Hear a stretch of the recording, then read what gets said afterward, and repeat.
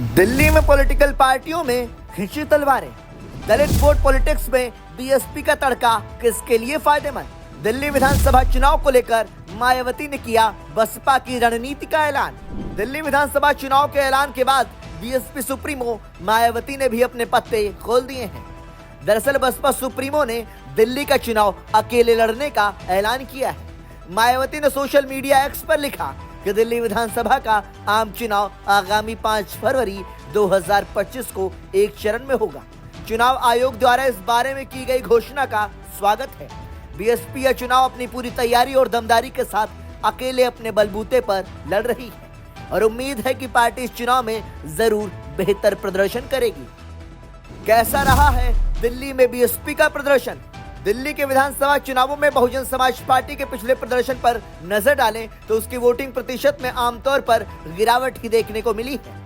दरअसल साल 2020 के विधानसभा चुनावों में पार्टी ने सभी 70 सीटों पर चुनाव लड़ा था और उसे मात्र 0.71% वोट मिले थे।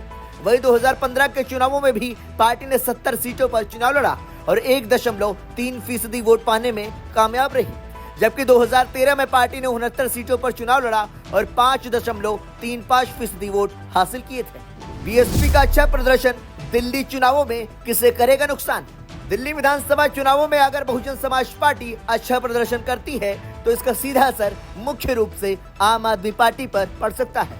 बीएसपी का मुख्य वोट बैंक दलित समुदाय है और फिलहाल ये वोट बैंक आम आदमी पार्टी के पक्ष में ज्यादा झुका हुआ है, जबकि भारतीय जनता पार्टी और कांग्रेस भी इस वर्ग से कुछ वोट हासिल करती रही है। हालांकि आम आदमी पार्टी ने इस वर्ग में अपनी मजबूत पकड़ बना ली है। ऐसे में अगर बीएसपी दिल्ली चुनावों में अच्छा प्रदर्शन करती है तो आम आदमी पार्टी को इस वोट बैंक से हाथ धोना पड़ सकता है, जिससे उसकी चुनावी संभावनाओं पर भी असर पड़ सकता है। हालांकि पिछले चुनावों में बीएसपी का प्रदर्शन कुछ खास नहीं रहा था और पार्टी को दिल्ली में अपनी मजबूत उपस्थिति स्थापित करने में कठिनाई का सामना करना पड़ा था। फिर भी अगर बीएसपी इस बार अपने प्रदर्शन में थोड़ा सा भी सुधार कर पाती है तो इसका असर न केवल चुनावी नतीजों पर पड़ेगा बल्कि पार्टी के कार्यकर्ताओं में भी नई ऊर्जा का संचार होगा। बीएसपी का सबसे बड़ा दुश्मन कौन?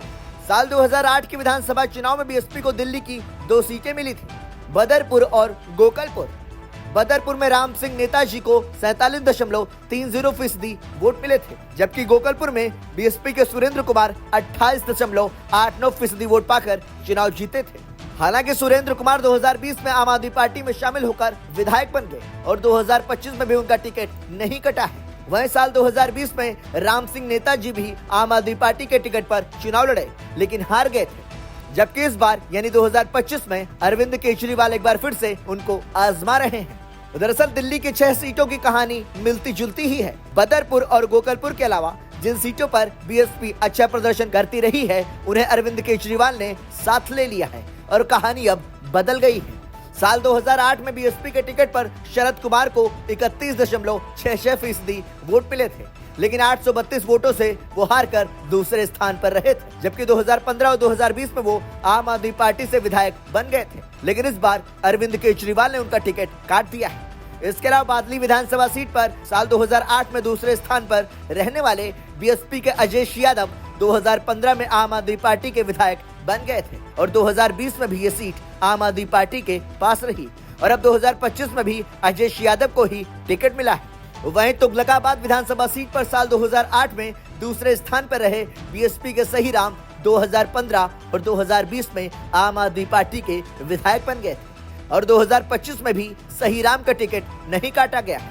आपको बता दें कि सही राम को लोकसभा चुनाव में दक्षिण दिल्ली सीट पर आम आदमी पार्टी का उम्मीदवार भी बनाया गया था और भी दिल्ली में ऐसी कई सीटें हैं जिन पर बीएसपी का वोट आम आदमी पार्टी की तरफ शिफ्ट होता चला गया है, जिनमें बाबरपुर, मंगोलपुरी, छतरपुर, देवली, कोंडली, गोंडा, त्रिलोकपुरी, राजेंद्र नगर और ओखला विधानसभा सीटें शामिल हैं।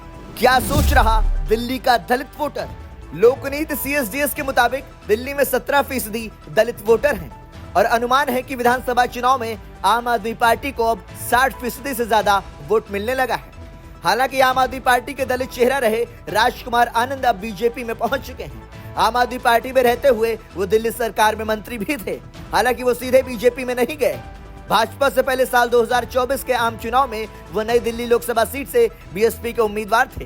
आपको बता दें कि दिल्ली में करीब दर्जन भर सीटों पर दलित वोटों का सीधा प्रभाव देखने को मिलता है, लेकिन लोकसभा चुनाव में तस्वीर बदल जाती है।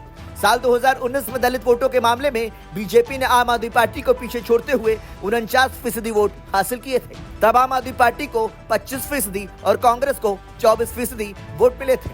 हालांकि नए माहौल में दिल्ली के दलित वोटर का झुकाव आम आदमी पार्टी, बीजेपी या कांग्रेस किसकी तरफ होता है, ये तो 8 फरवरी को ही तय होगा। ब्यूरो रिपोर्ट, संदेश वाहक।